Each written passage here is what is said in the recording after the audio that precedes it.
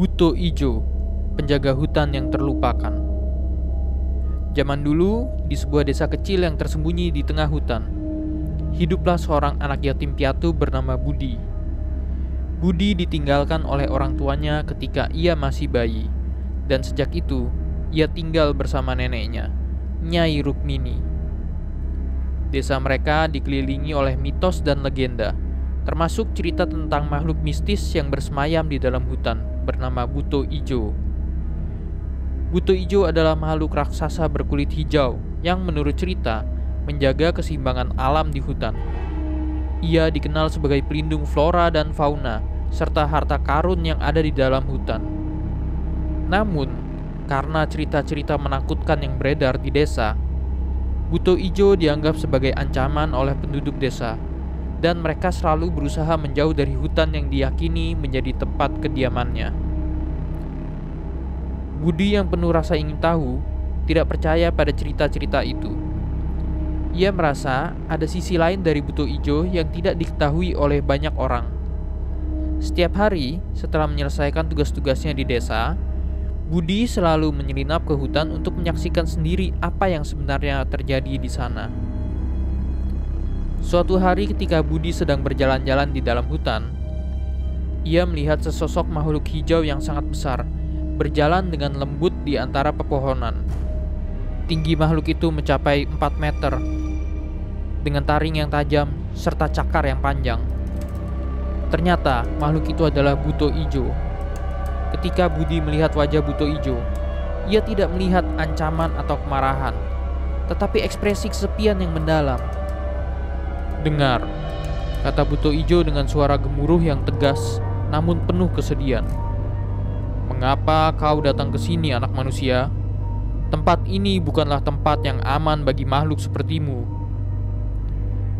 Budi tidak merasa takut dan dengan penuh keberanian ia berkata, "Aku Budi, anak desa ini.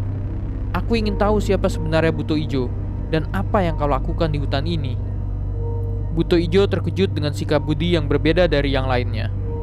Ia pun mulai menceritakan bahwa sebenarnya tugasnya adalah menjaga keseimbangan alam dan melindungi hutan dari perusak yang datang dari luar. Buto Ijo adalah penjaga alam, bukan penjahat atau monster seperti yang digambarkan dalam cerita-cerita desa. Budi merasa simpati pada Buto Ijo dan berusaha memahami kesepian yang dirasakannya.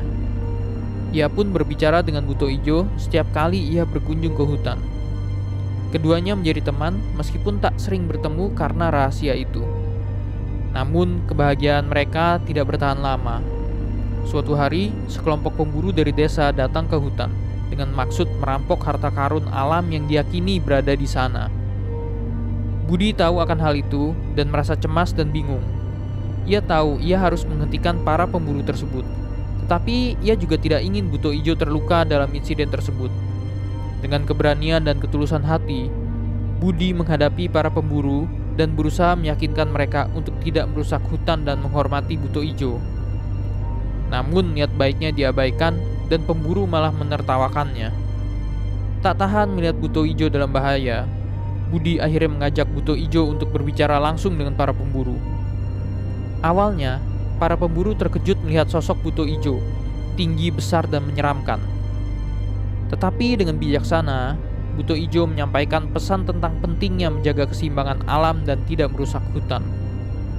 Ternyata, kata-kata bijaksana dari Buto Ijo membuat para pemburu menyadari kesalahan mereka.